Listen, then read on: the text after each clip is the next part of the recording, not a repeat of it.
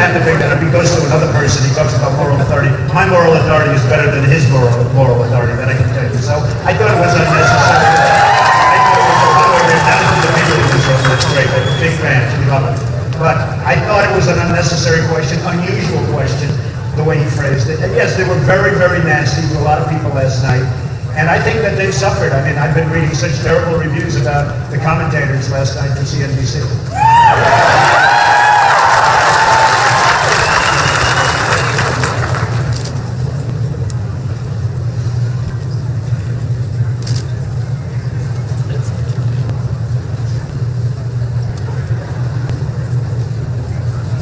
I don't think it's really new. Perhaps I'm going to tone it down a little bit because of the way we've done so well. You know, it's sort of interesting. I wish the country could do this. I've spent less money than anybody else, and I'm number one in the polls.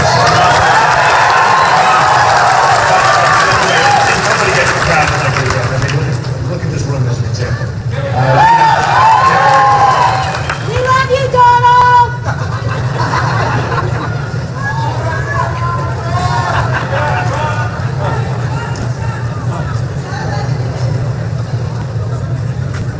He was very unsuccessful. Let me tell you, Bill, I'll tell you. He was very unsuccessful. And every commentator, even the haters and losers that I read all the time, they said that he was put down so strongly that for the rest of the debate, he was just sort of limping along. He hit me at the beginning of the debate. I hit him much harder than he ever thought possible, including the fact that he worked for Lehman Brothers, which took down the world. This guy was working for Lehman Brothers when it collapsed. And frankly, I think he took a very, very hard hit. And he was not the same. So that's, whether you like it or not, that's the way it is.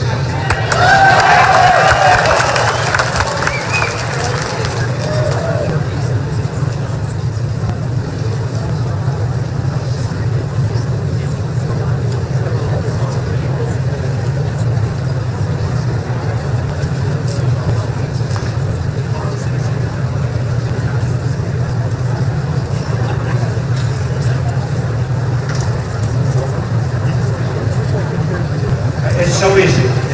I'll counter it very simply. I built a great company. I've dealt with nothing but politicians over my life. I've been so involved in politics, and frankly, they're all talk, no action. Nobody knows politicians better than me. They're really easy to deal with, that's for sure. So I built this tremendous network, this great, great company with some of the greatest real estate assets in the world, of which you know some of them. And this is all over the world. I deal with many different countries. I'm in many different countries. And I've had tremendous success. I have thousands and thousands of employees and tens of thousands of employees over my lifetime. I have more experience than any politician, practically, that's ever lived.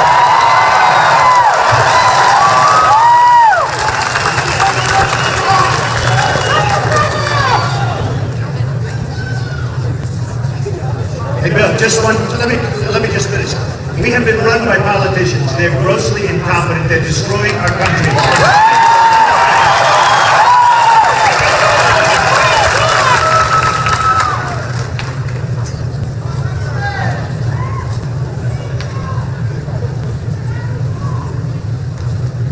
I don't think it's accurate. No, I have a very good tax plan out there. I put in many policy statements, including one Second Amendment, of which I'm very strong in favor of the Second Amendment.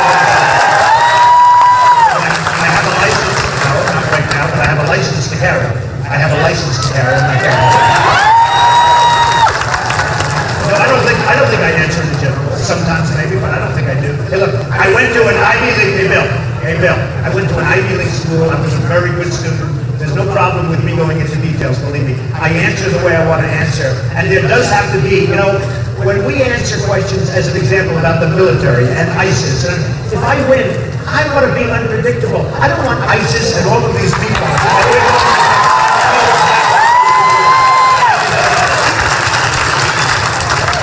When you win.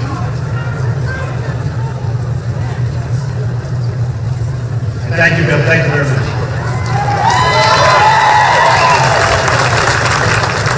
Thank you.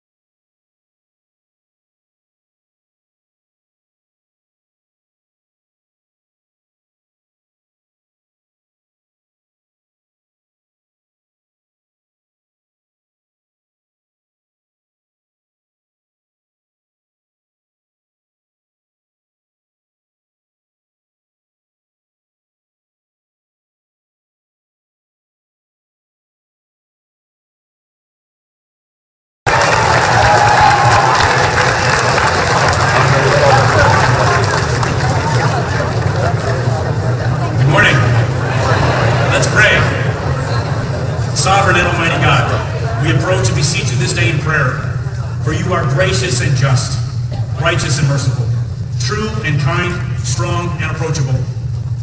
The Holy Bible, the Scriptures, your written word calls each of us not only to hear, but to do. To do those things that you have spoken. The Gospel of Matthew in chapter 7, verses 24 through 29 likens this action unto a wise man who built his house on the rock. The rains descended, the floods came, the winds blew and beat on that house, and it did not fall. For its foundation was the rock. But everyone who hears these sayings of mine, says the Lord, and does not do them, will be like a foolish man who built his house on the sand. The rains descended, the floods came, the winds blew and beat on that house, and it fell. And great was its fall. O Lord God, we find ourselves in turbulent and uncertain times. In what appears to be the age-old storm of redirection through the winds of redefinition, we humbly ask you, Lord, by your divine guidance, by your hand of gracious wisdom, your superior hand of wisdom, that you would lead us once again by your holy word. The platform of the founding forefathers of this great nation of the United States of America was built on that sure foundation of you, the rock of our salvation, which was the infallible word of Scripture. We pray this morning, and we pray this day, that our nation will not only return, but continue on the path on which it was founded, the path which has always pointed towards you. Platforms of any kind, be them structures, buildings, monuments, or even political platforms, are only as good and secure as that platform and that structure, the foundation. Each of these individual states of this great nation gears up and focuses upon an upcoming election. May each one of those so-called platforms be built on a solid foundation of you. This great nation, our country, our home, that it would be governed by those principles, those godly morals, and that they would define our laws, they would define our justice system, they would define and guide our ways, guiding our education, thus causing us to have true liberty. True liberty that has been the very mainstay and the very structure of the faith in you that is the root of our heritage. And may that root of our heritage produce godly fruit yet once again. That America would be godly. That America would be good again, resulting in making America great again. Precious Heavenly Father, we ask this of you, in and through the mighty name of Jesus Christ, our Lord and our Savior. Amen. Amen.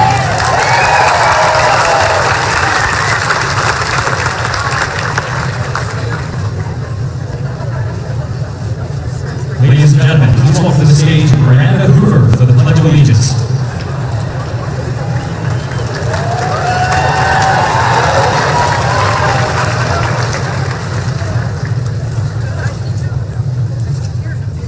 Good morning. Please join me for the Pledge of Allegiance. I pledge allegiance to the flag of the United States of America and to the republic for which it stands, one nation, under God, indivisible, with liberty and justice for all.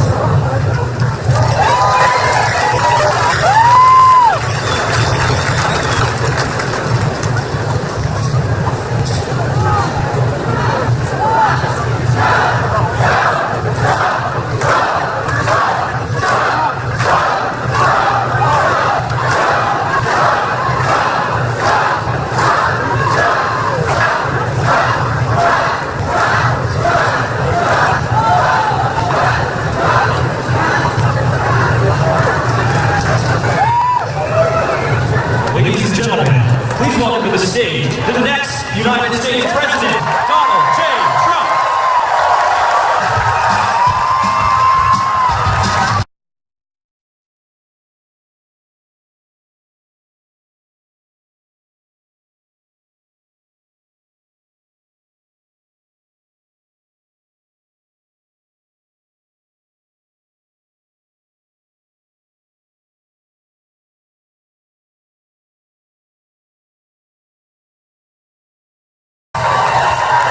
Great. How good is this, huh? How good is this? So amazing. So amazing. And you know, it's like this, wherever we go, it's like this, there's going to be change, but real change, not Obama change. You remember the famous Obama change? So, who saw the debate last night? And, great book. And who won the debate? And we can did well. Everybody. I mean, I think there were a few people that really did well this time. And we were given good credit. It's hard to get credit from the press. You know, when you get credit from the press, you know you really did well. Because boy, do they not want to do it. I think more importantly, we won every online poll. We won Drudge, Time Magazine, every week, every time we had it. So we won CNBC. You know, they did a poll during the show. And it kept saying Trump, 50, 51, 59, 52. The other one's 6, 5, 9. I loved it. I just saw that this morning. I'm watching and say, what is that? That's the poll as you're going along. And it kept going higher and higher. I said, we should have got longer and longer. But we really had an amazing period of time because, and I have to tell you that, and we're going to do some questions and answers, right? Because I have all day. I mean, we'll just do it. But, so we'll do that. I think it's some good questions. Some really vicious, violent, crazy questions, okay? Look at all these people. That was Bill O'Reilly. You get O'Reilly to run tonight, so that'll go on another while. But so you go home, you watch O'Reilly, you go, oh, you're Trump today. That's enough, right? You say, that's too much Trump. That's too much. That's why, you know, I said it's true. I could spend whatever it takes. I have more money than anybody else, right? So no, I hear one guy has $10 million in the bank, one guy has $4. You know how much they spend to get $10 million in the bank? I heard the other day. No, they'll spend like 8. Yeah, that's right. Who said 8? Somebody, you know what I'm talking about, right? No, they'll spend like 79 cents on the dollar. I say, wait a minute. But the report is that they have like all this money, but they spend so much money to get the money, so they'll end up in some cases with 20 cents left. This is going to run our country. Tell me.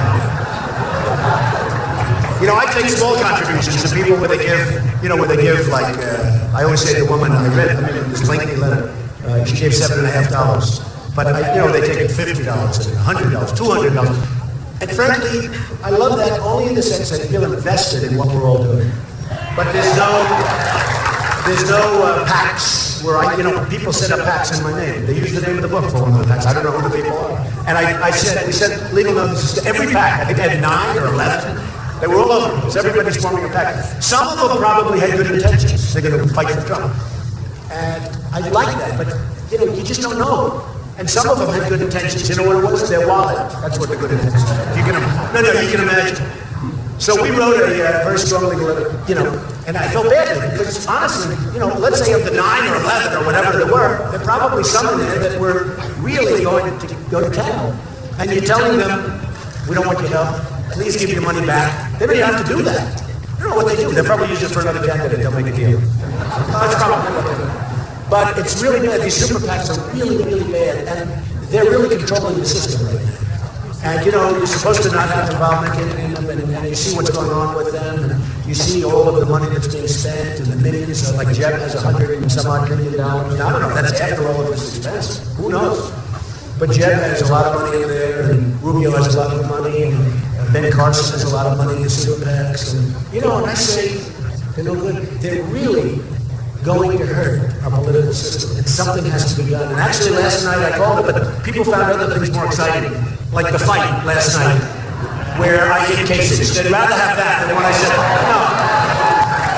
And remember what I said about Jeb? And remember what I said about Rubio? Okay, everyone said, oh no, you're wrong. I get no credit for this stuff. I said they don't like each other.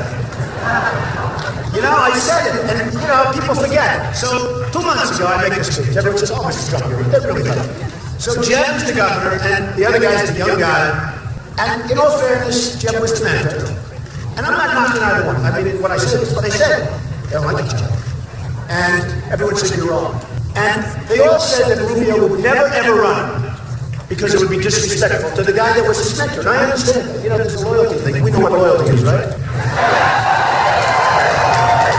But there is a loyalty. And so everyone said they weren't going to, run and this and that. Well, all of a sudden, Rubio announced maybe he will, maybe he won't, but he announced he will. And people thought, and Jeb said, they interviewed Jeb, he said, no, I'm not upset. He said, dear friend.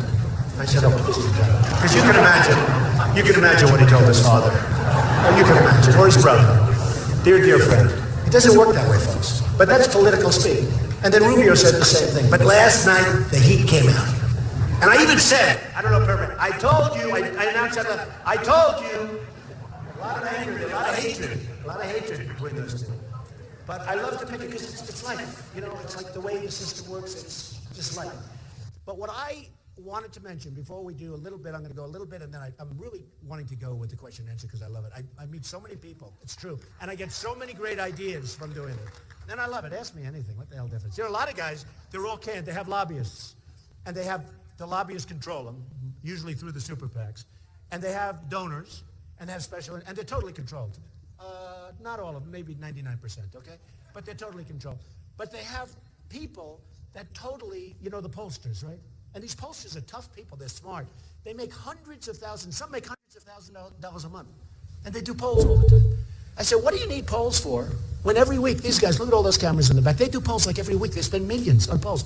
I said, why would you spend money on polls when you can get them for free from CNN, from Fox, from MSNBC? They come, no, it's true. I mean, I learned things about me. I haven't spent 10 cents on a pollster, and I've learned things about me that I never knew. So, and we're doing great. Like the evangelicals, we're doing really great nationwide.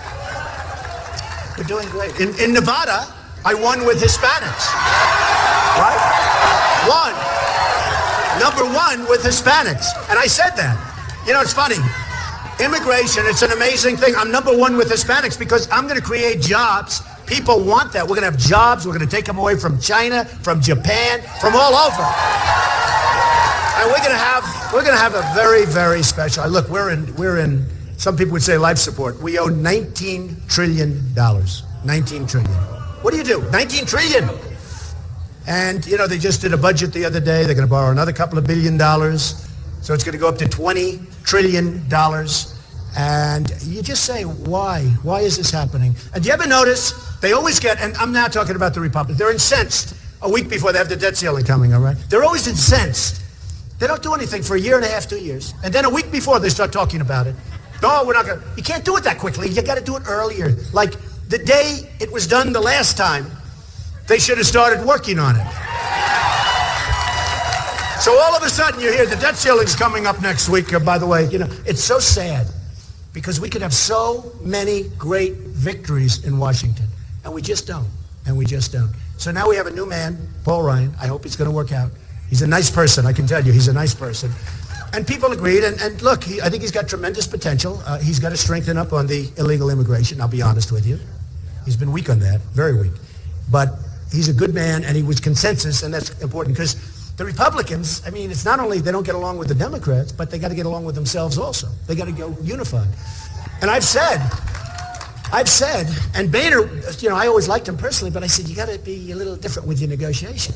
He said, well, 2 weeks ago, when they were talking about trying to get some things from Obama and the Democrats, he announced, we will not close up the government.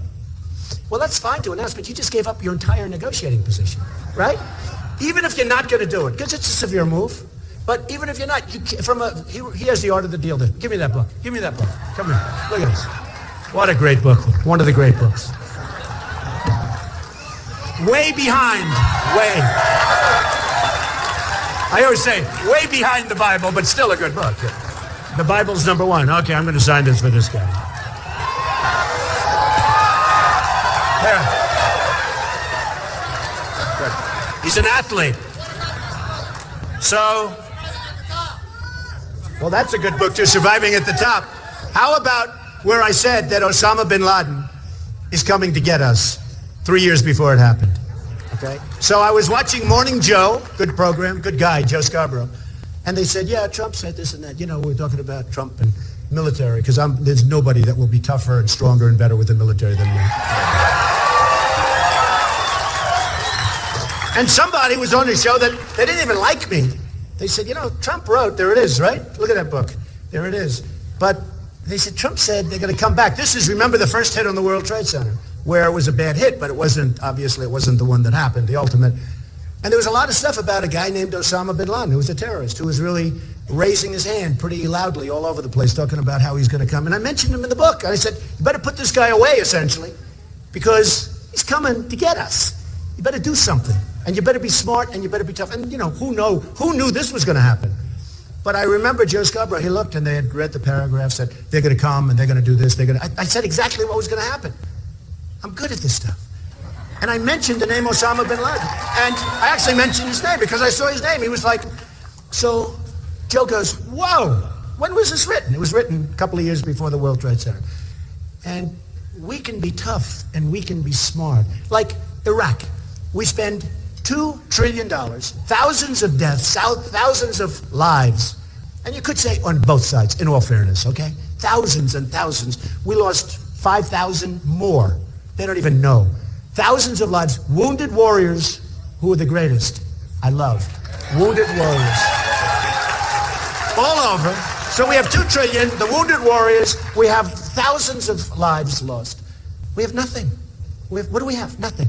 Iran is taking over Iraq. And we just gave them $150 billion to do it. No, think of it. Where do they make these deals? That's why, look, you know, I may be a lot of things, but I really know how. I'm a good deal guy. This would never happen. No, I mean, hey, Carl Icahn just announced he's supporting me. You know, Carl, a great businessman, great business leader, very smart, made fortunes, billions and billions. And he just endorsed Donald Trump out of the blue. But others too. And because he knows there's no games. We're not playing games. This guy, we have Kerry negotiating a deal, $150 billion we gave him. We don't get our prisoners back. Now they want to start a new negotiation. Listen to this one. For the prisoners. Did you hear this? The deal is done. They got their money or they're getting it very soon. Oh, I wish there was some legal way. I wish this election could take place tomorrow. There's no way. I don't care what they agreed to. I guarantee that contract somewhere along the line, as incompetent as they are, because I've inherited a lot of bad contracts over the years. You know, where I buy a company cheap because the poor guy didn't know what he was doing and he made a bad deal. So you buy it cheap. You throw it into a chapter, you beat up everybody, you come, and you have a nice little asset, right? You know, you do it. I do it professionally. But there's always a clause. Like a lot of times you'll see this horrible, and you'll be reading, oh no, this is terrible. This is worse than I thought. You know, you take it. A friend of mine, he's a great guy, but not a great business guy. So he signs this horrible, yes, I'm reading his contract. I love doing it. Can you believe this is my entertainment? Can you believe it? Other people do other things, but I like doing it. I like reading contracts. I'm reading. And all of a sudden, bingo, I see this clause. I say, you know, do you know you have the no? And I help him, and I made some deal for him. He'll never forget me. Of course, he probably will. You know, people forget. They forget. But it was bingo. So as bad as these things are, and as bad as, let's say, that guy, there's always something. There's always something. And I'll find it. Oh, will I find it? Now, the other day, they said, hey, we'll start negotiating now for the prisoners. There are 4. They used to have 3, now they have 4. But they're only going to negotiate for 3. But they want 19 people that are here. Think of it. And what else? Many other things. In other words, they're starting off. Does it make you sick? It's just, you know, every time I use this because how many things can you relate to that are so simple? One of the things that's very interesting, and one of the reasons I actually like taking questions and answers, because you have things that are bad in the country. But you have, let's say, 10, 12, 13. You make them in a speech, you can talk about all of them. Then if you make the same speech, they'll say, oh, gee, you talk about this. Well, how many things are there? You're going to talk about all of them. We can talk about immigration, illegal immigration. We can talk about IRS. You know, IRS is right. He says IRS, and I say ISIS. Maybe it's the same thing. I thought. That's interesting. Who said that? That's very interesting. But no, I mean, you talk about ISIS, you talk about the problems, you talk about Obamacare, which is going to be repealed and replaced.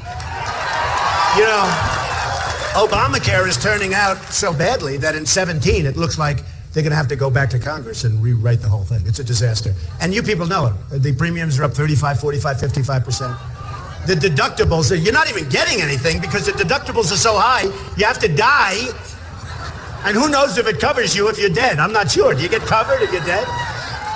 No, the deductibles are so high that I don't know. I mean, I don't know. So what happens is, I talk about this, Aranda, because as a person that has had tremendous success, and don't forget, they said, he'll never run, right? I've told this story. I love this story. He'll never run, the pundits. Oh, do they hate me? He'll never run. He'll never sign Certificate A. That's a 1-page where you basically sign your life away. I signed it. Then I made the announcement. Then they said, oh, he'll never sign his financials. Well, I put them in almost 100 pages long. I think the longest ever put in was like 2 pages. Mine are like 100. I think it's 500, almost 500 companies. Tremendous success. So they said, oh, maybe he's not as successful as people think. I'm much more successful. In fact, I tell the story. Honestly, I wasn't sure until the last moment, because it takes guts to run. It really does. It's not that easy. And it takes guts to run. And it does. It does. You know, it takes guts. And I didn't know. I went right to the end. And, the famous escalator scene with Melania coming down with me waving and everything. I took a deep breath. I went like this. Okay, baby, let's go. And I announced, and I brought up the subject of illegal immigration, and boy, did I take incoming, as Rush would say. I took incoming, and then it turned out I was right. But I just gone back, so on the financials, I didn't know till the very last moment. Because again, not an easy decision to make in terms of yourself, your family, your life. It's different. It's different. Here I am, you expose yourself like that on television, you're fully like with all these guys, and some you respect, some you have no respect for. And you have to say, you do respect them, No, some I don't, but we're supposed to support them if they win, though, the pledge. But some I do have great respect for. Some of the people on the stage I do. But I did these financials, and they were phenomenal. And I tell you what, and so it showed I was much bigger, much stronger, much wealthier. I built not only great assets, very liquid, very little debt, tremendous cash flow. The reason I say it is because that's the kind of thinking we need in the country. That's what it is. Such dumb people, such dumb deal. It's the thinking. It's a lot of the people in the audience, and maybe in a smaller way, you have that same thinking. You can't believe the stuff that you're seeing. Sergeant Bergdahl, 5 for 1. We get Bergdahl. No, we get Bergdahl. We get Bergdahl. They get 5 killers that they've wanted for 9 years. And they get 5 killers that are right now back on the battlefield, killing everybody. And believe me, they'd love to be here. They'd love to be right here.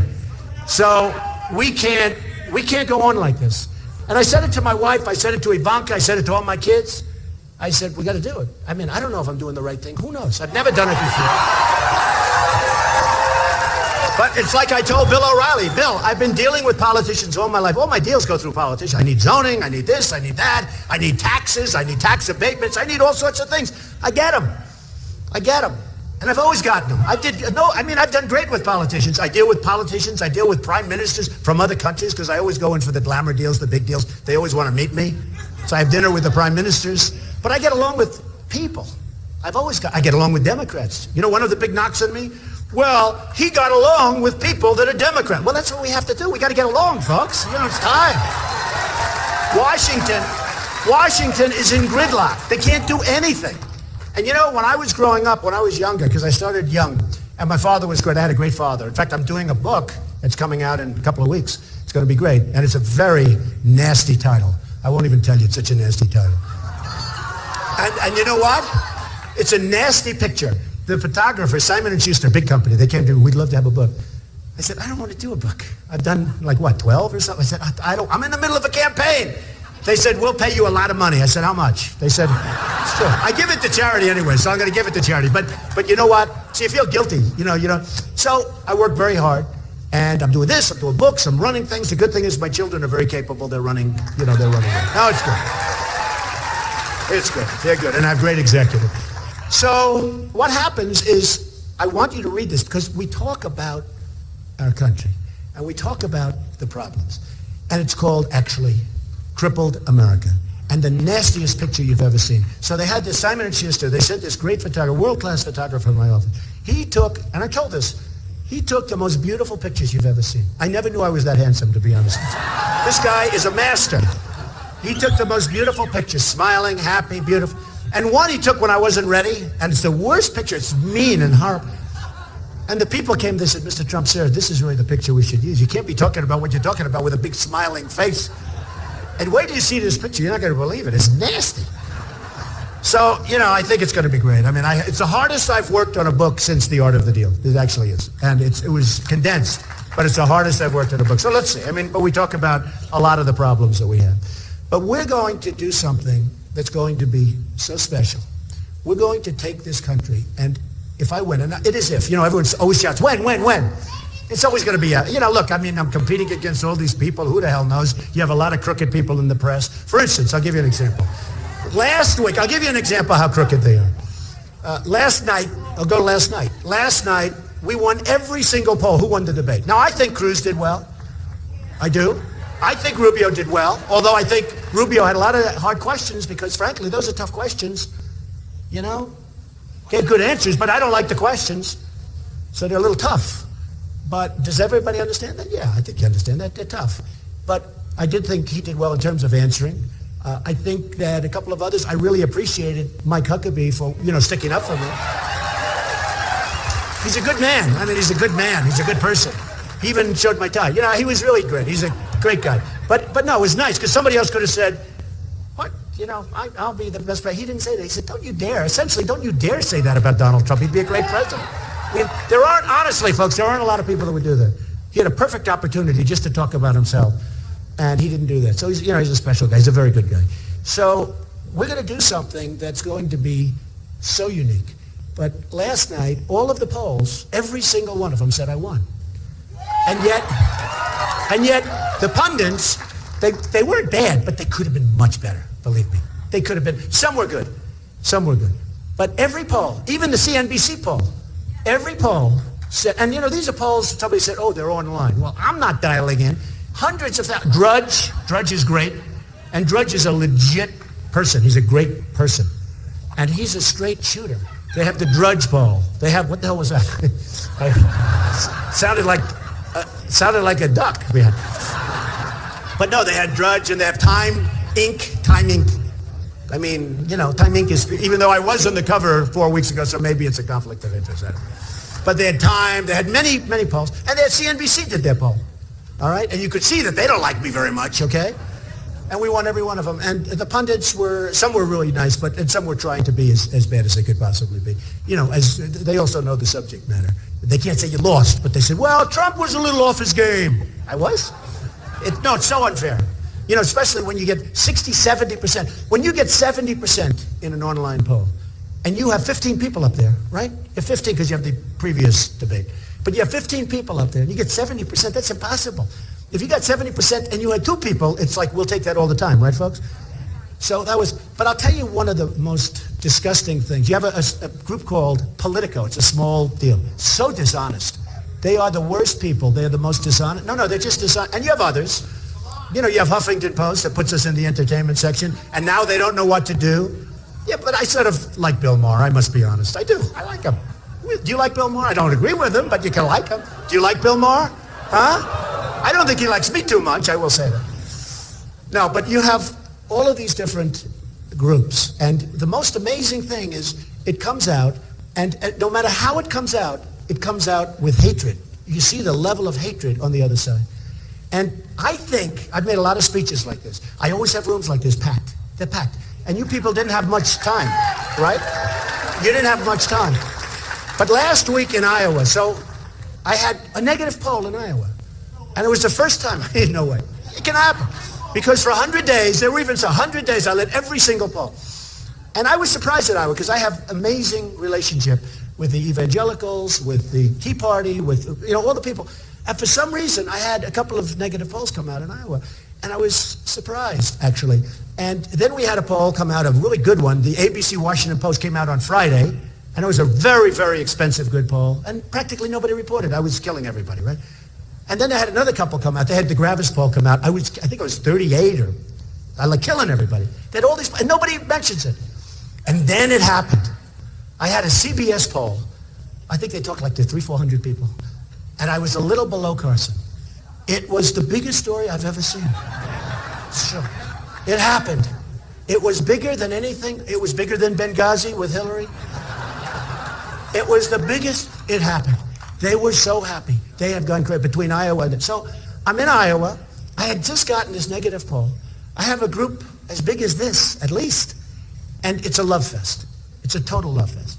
Now, I'm a negotiator, right? So that's what I do. The last thing I am is a beggar, okay?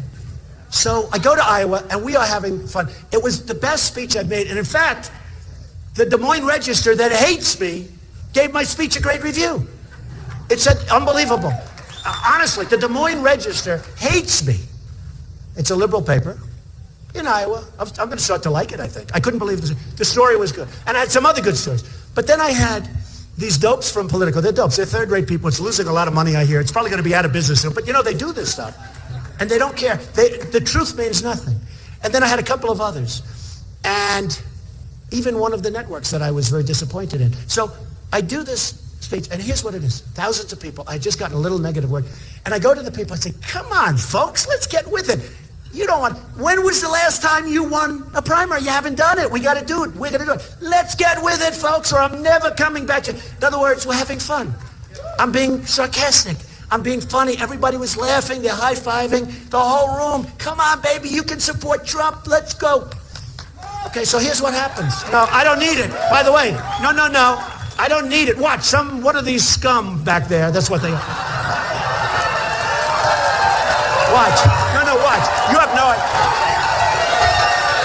Folks, you have no idea how bad they are. You have no idea. You have no idea how dishonest some of the reporters are. That work for, that work for CNN.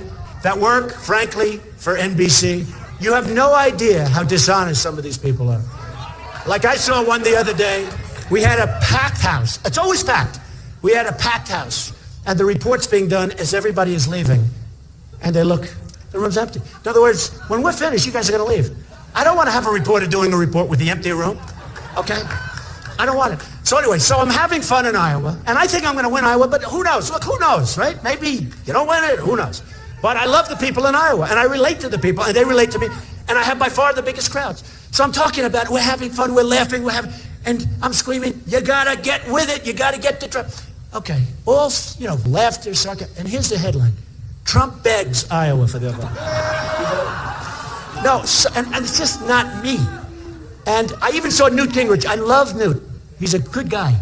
He's a good guy. But I watched him he was on a Fox show today. He said Trump did great in the debate. Trump's great. Trump's really smart. He actually said he's the smartest guy since Clinton. I said, you couldn't do better than that? He couldn't have it. He actually did. He said, great thing. But he said one thing because he reads the paper. He said, the only thing I disagreed with was when he went to Iowa and begged. Can you imagine going to a room and begging? Can you imagine? Now, it wasn't everybody, but there were 15% of the stories like that. And I think it's just so, most of them were good. I'm telling you, Des Moines Register was a great story. I couldn't believe it. I would have thought they would have done the other. So dishonest. But here's the thing. Places like Politico, they're third rate. And they don't make money, or they make very little. I hear they're going out. I hear they're not making, I hear they're just dying. They tend to die. Because they tend to die. And it's not only them, it's others. But the level of dishonesty with the press. So here's the thing, I make this speech, and I actually think, I said last week, I actually think it's one of the best speeches I made. Because I went in, just got my only bad poll in 100 days.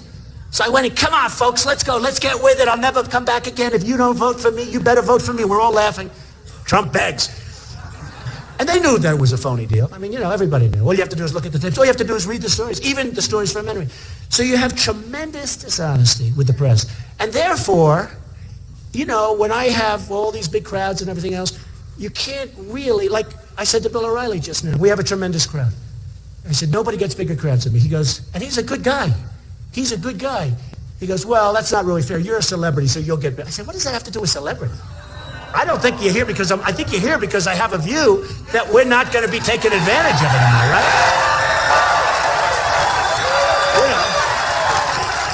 We're just not going to be taken advantage of it. You can't take it. You can't take it.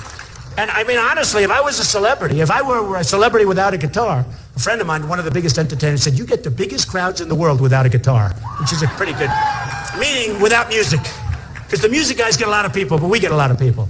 But Bill just said, and I was a little disappointed with that statement, because it's not about being a celebrity. I don't think it's about having a view that's captivating the people in this country because they're tired of being taken advantage of. They're tired of being stupid. They're tired of having their leaders be out-negotiated on every single deal. They're tired of it. They're tired of having China rip us off on every trade deal, and Japan and Mexico and everybody else. They're tired of it. And I think if I were a celebrity, and if I walked and we're talking about, isn't it a wonderful day? Isn't the weather nice? Beautiful out, isn't it? And do you ever hear of and I'll tell you, look, I deal with everybody all over the world. Chinese are very tough negotiators. The Iranians, the Persians, very tough negotiators. Oh, did you hear the new one? So they say it was our president that requested, because Iran decided now that they're going to get involved with Syria, right? You believe this? And why not? They got our money. And they don't have to develop nuclear. They can buy it. They have so much. What do they have to develop it for? Cheaper to buy it. So, according to what I heard, which is probably true, we got out-negotiated in the Iran deal, and President Obama requested that the chief negotiator for the Iran deal, who's a killer, I watched him on Charlie Rose being interviewed. After watching for 5 minutes, I said, Kerry cannot handle this guy. Can't handle him. The chief negotiator, our president, just asked that he get involved in talks having to do with us and Syria. This is so we're going to have more. We'll end up giving more and more. We're not going to have anything left, folks. We're not going to have anything left. I saw this. I said, can you imagine? You get fleeced by a guy who's a great negotiator. I'm not knocking Iran. He can make a deal like that. I would have doubled up the sanctions, sat back. They would have, believe me. And I would have never given them, of the 150, I would have given them squat. They would have gotten nothing. What they're going to use, they're a terrorist organization. What they're going to use that $150 billion for is, you don't even want to think about it. You don't even want to think. The 24 days, how about the self-inspections, where they actually do their own self-inspection, right? They do their own self-inspection. How about that one? Is that one of the... So we don't get anything. So now we have him. They want him to get involved. The same guy that did, because you know why? We're comfortable with him. Because we're comfortable with losing. The country has become comfortable with losing. Now last night, it's right. I'm not comfortable with it, I'll tell you. Drives me nuts. That's why I'm doing this. Last night, I got the only applause. They said, your summation. They give you a big 30 seconds. So it's hard to sum up it. But I got a very large applause. Because I said, I negotiated. It was a 3-hour deal, and he said it wasn't. He's wrong. And we have it was always a 3-hour deal. And I said, who the hell wants to watch? Who's going to want to watch? I wasn't even, I could stand up for 30 hours and do this stuff.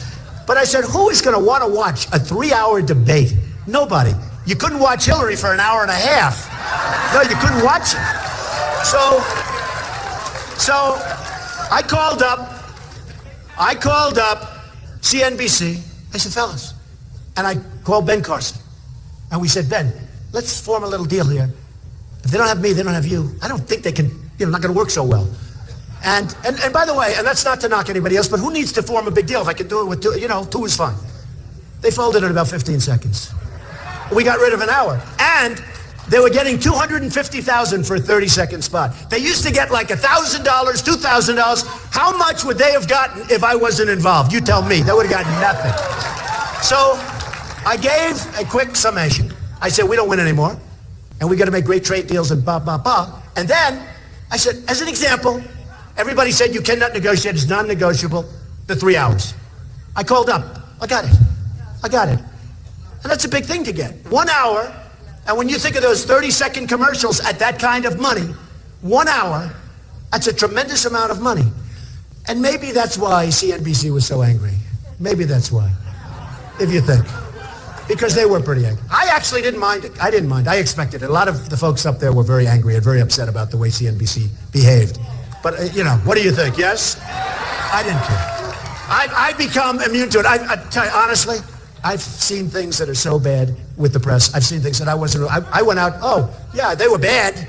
They were really asking questions that were bad, but what else is new? But some of the folks up there thought it was really unfair. And Reince Priebus is a good guy, head of RNC. He went wild yesterday because he thought it was very fair. And if you look at the Hillary debate, they were all softballs. Here, Hillary. Bing. Bing. All softballs. It wasn't the same thing. So, we're going to have a border. We're going to build a wall. Mexico is going to pay for the wall. We're not paying. Just like CNBC gave up that hour, a lot of money, Mexico is going to pay. And I love Mexico, by the way, and I love the Mexican people, and I love the Hispanics. I have thousands of Hispanics that work for me right now. Thousands. I gave a speech the other day in Miami at Trump National Doral, right smack in the heart of Miami. And I said, this is going to be interesting. We had a big crowd like this, and I gave the speech. It was 80% Hispanic, 80%, maybe more. You have no idea. They put you people to shame in terms of enthusiasm. I'm telling you. No, I'm telling you. They were so in love with the message of the border and the message of the wall because they're here illegally. They don't want to be overrun. They want to work. They want to do their job. These are incredible people. And we're going to let incredible people come into our country. We want people to come in, but they have to come in legally. They have to come in legally. And, so many things. I mean, and this has nothing to do. Mexico is only one of many. They come from all over Asia. They come from all over. But do you know that if you want to become a citizen of Mexico, it's one of the hardest countries, maybe the hardest country in the whole world to become a citizen of. And do you know if you're in Mexico and you're supposed to be there for a week, friends of mine are there. They go to Mexico. I like Mexico. I like Mexico. They go to Mexico. They're there for a week. They get a knock at the door. When are you leaving? When? No, they just want to know, what's your time? You're here. Are you going to extend? What's going on? By the way, they're doing the right thing. I'm not knocking. I'm saying they're doing the right thing. We don't do that because we're stupid. We're stupid people. We have stupid leaders. We don't do it. I mean, the anchor babies. You have a baby, you go, you're pregnant, you go, you have the baby on our soil. Congratulations, 85 years we're taking care of the person. In Mexico, you know what they said? That's terrible, terrible, the way the United States is handling that situation. Except in Mexico, if it happened, believe me, they don't have anchor babies in Mexico. There's no anchor babies. It's bye-bye. We got to change, or we're not going to be great anymore. We're going to, I have an expression, and it's been used a lot over the years. Make America great again is my big expression. But there's another one. And so often, I love expressions because it says it. The American dream is dead. You know that, right? The American dream is dead, but I'm going to make it bigger and better and stronger than ever before. Bigger and better and stronger. And we're going to.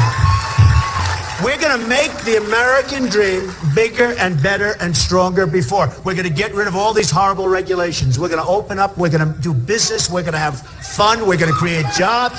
We're going to be taking jobs back from all over the world. This whole thing with the dollar, I'll tell you what, the dollar, China, we owe them $1.5 trillion. Can you believe it? They kill us. They take our jobs, our money, our base, and we owe them money. We owe them $1.5 trillion.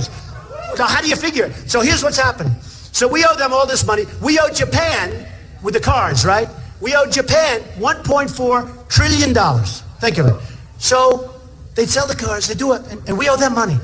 We owe them money. It's a magic act. It's unbelievable. And we have negotiators better than any of their negotiators. And I'm going to use them because I have the greatest negotiators. I know them all. And I always say, some of them are not nice people. Who cares? I mean, who cares? But we're going to bring this country back, and we're going to make it so special. It's special now. We love it, but it's troubled. It's seriously troubled. But we're going to make it so wonderful and so great. And you're going to be so proud. You're going to be so proud of our country. Because like I said, in summing up, we don't have victories anymore. When was the last? Think of it. When was the last time we had a victory? We lose on trade to everybody. Any country. I use China because that's the ultimate abuser. They abuse. I mean, with them, it's not even funny. They abuse us. And I love them. They're great people. They buy my apartments. I rent office space. They're fine. They're great. I wish our people would do it in reverse. But China, listen to this. Almost $400 billion a year on a trade imbalance. $400 billion. It's been going on for years. It's going to end. It's going to end.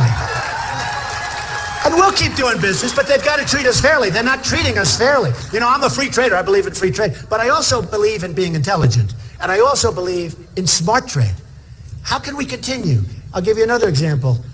Japan, $70 billion a year imbalance.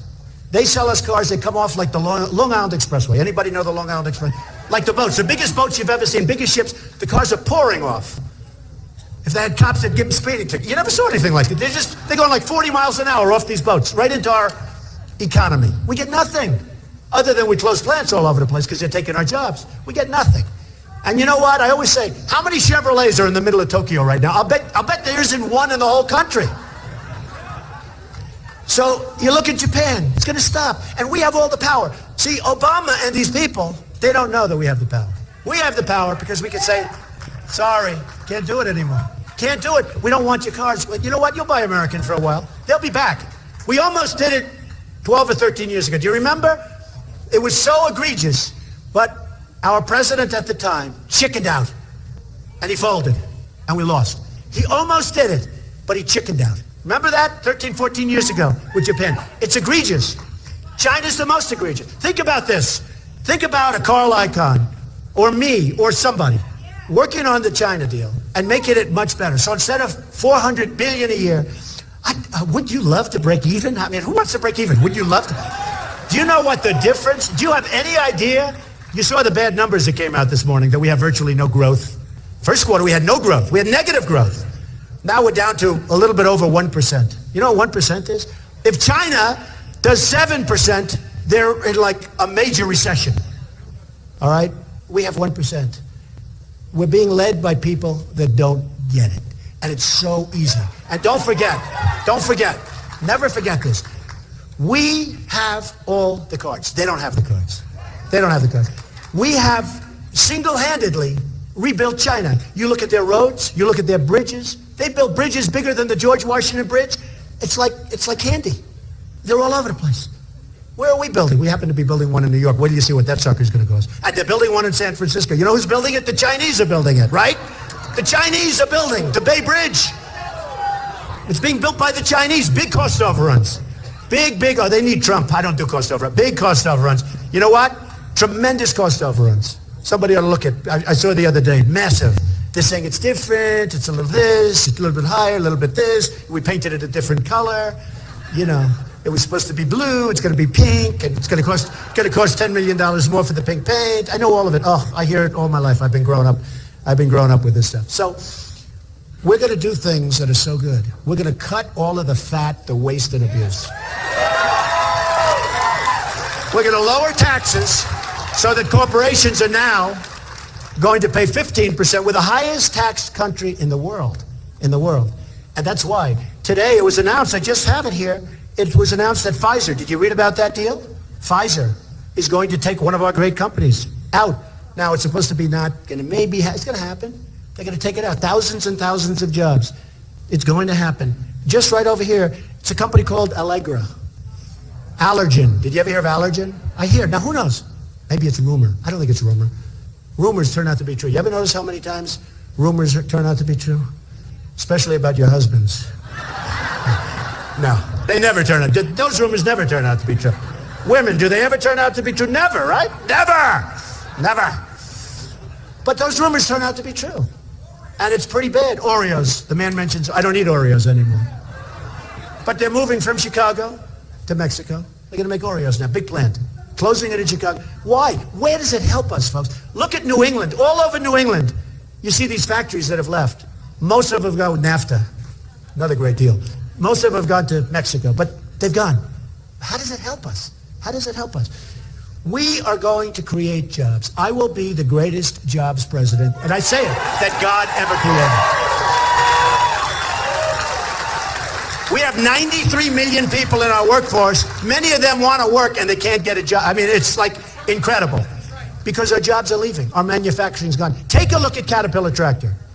Great company. You see the bad numbers on 2 days ago? Really bad numbers. They're not selling. The dollar now, the Chinese are so happy. They cut their dollar. They cut their currency. Japan cuts its yen. Japan's having a field day. They have a very smart leader. They're taking our business. Komatsu is taking all that tractor business. And we sit here with the strong dollar. And you know what the strong dollar is good for? It's good for a guy like me. You have a lot of dollars. But it's only good if I want to go to Europe and buy things. Or if I want to go to Asia and buy things. Then it's good. But how does that help us? It doesn't help us. We're not going to have any exporting pretty soon.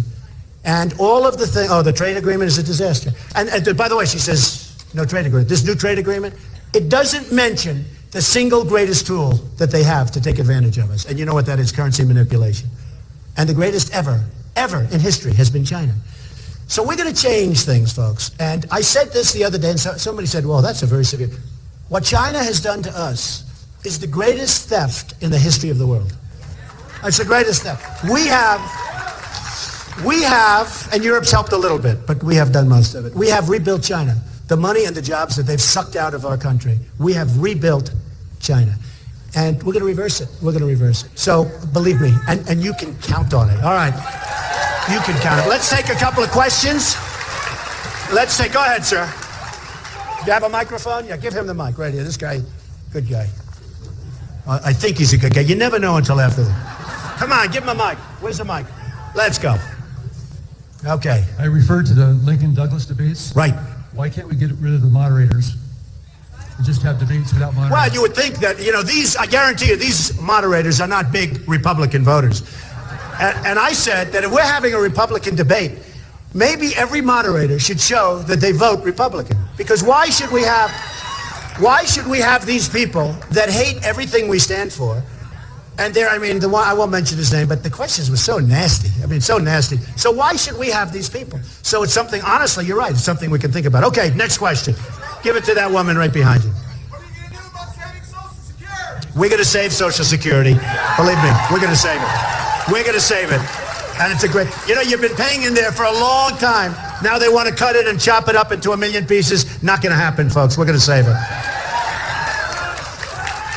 And we're going to save, and we're not going to let anything happen with the Second Amendment. Remember that.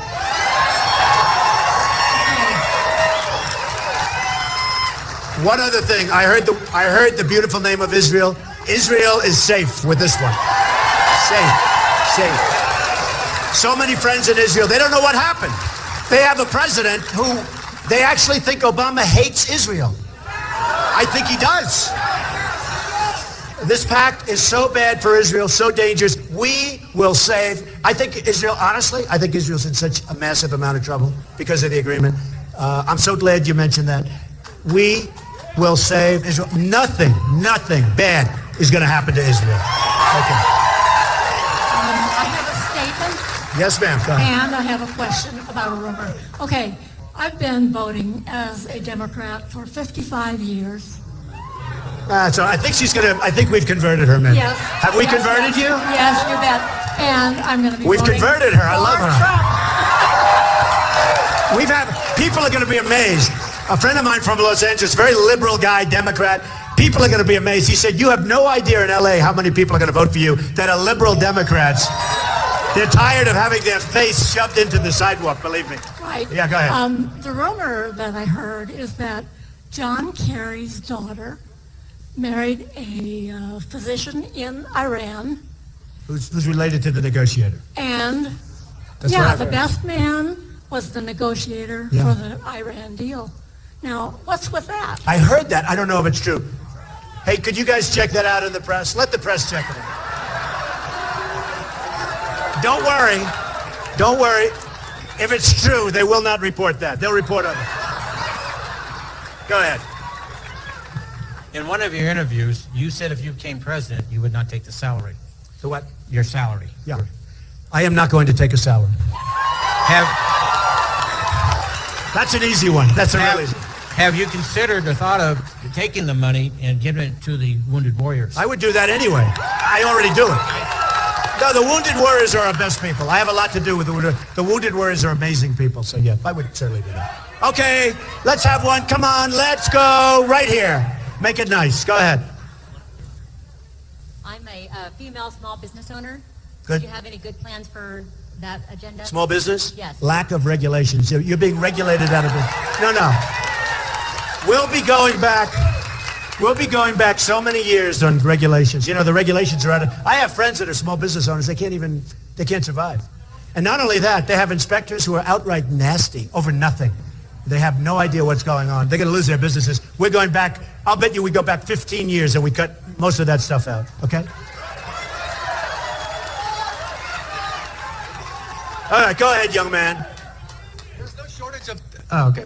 There's no shortage of talented U.S. tech workers, yet we hook up Zuckerberg with cheap foreign labor. What will you do to lower H-1B quotas and put American college grads first? Well, that question was asked to me last night, but it was asked in a very crazy way. What I do want... very important, because we have to have, with great talent, when we have these students, number one at Harvard, number one at Yale, number one at Princeton, number one at Stanford, the best schools, they get thrown out of our country. I don't want them out. You understand that. I want them to go to Silicon Valley, et cetera, et cetera. With the workers you're talking about, before anybody can come in, because the question was asked, I was talking about Harvard, Yale, Princeton, and Stanford last night, and the question was asked about the visas. We have to make sure our people are working first. We have to make sure. I don't mind taking people at all. But we have to make sure we need them, and we have to make sure that our people are taken care of. So important. Okay, go ahead.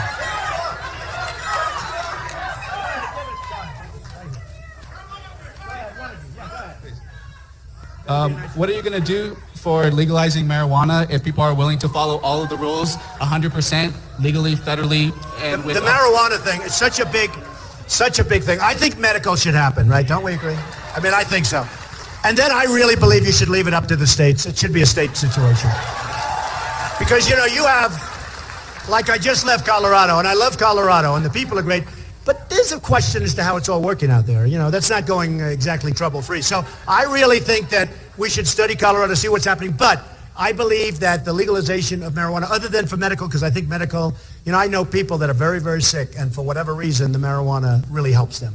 But it really helps them. But I think in terms of marijuana, I think, and legalization, I think that should be a state issue, state by state. Good question. All right, go ahead, over here. Thank you for coming to Reno, Mr. Trump. Thank you. Thank you. I love Reno. Been here many times. Would you consider a woman for your vice presidential running mate, and if so, who are you considering? A woman? That's interesting, Carson. It's a lot of people think. He is a... Do you notice how well we get along? It's great. It's great. We get along very well. We're laughing at each other last night. We're winking at each other. I would absolutely consider a woman, but it's too soon to be talking about. Too soon. It's too soon to be talking about it right now. You know, we got to get the job done. I don't want to be talking about vice president. We got to get, folks, we have to get the job done. And that's why in February, whatever your date is, what is it, February 28th, whatever that date is, you got to get out there, you got to vote, or it's not going to happen, and that would be so bad, so bad. You got to go out, you got to vote. You know, I've seen a lot of people, there's energy, there's a certain energy. I've never seen energy like this. I've had professionals, pundits, all these political people say they've never seen energy in a campaign like what we have. Look at all these people. They've never seen energy. So, but, you know, come our date, you got to get out and you got to make sure you vote. Otherwise, look at last time. People thought there wasn't a lot of energy, I'll be honest. I don't understand why there wasn't, but it was sad what happened. But a lot of people didn't vote. You know, people talking about this and that. The fact is, a lot of people that you would have always thought would have voted, they never voted. If those people voted, you would have won the election. They didn't vote. We can't let that happen again. Hey, I supported McCain. Now, he had a hard time because what was happening was pretty tough. I'd say Abraham Lincoln maybe couldn't have done it. I supported Romney, and he let us down. He just let us down because that was an election that should have been won. So I supported McCain, I supported Romney, and now I'm saying, the hell with it, I'm doing it myself. We're going to do it, okay? We're going to do it. I love you all. Thank you very much, everybody. Thank you. I love you. Thank you. We're going to do it. Thank you.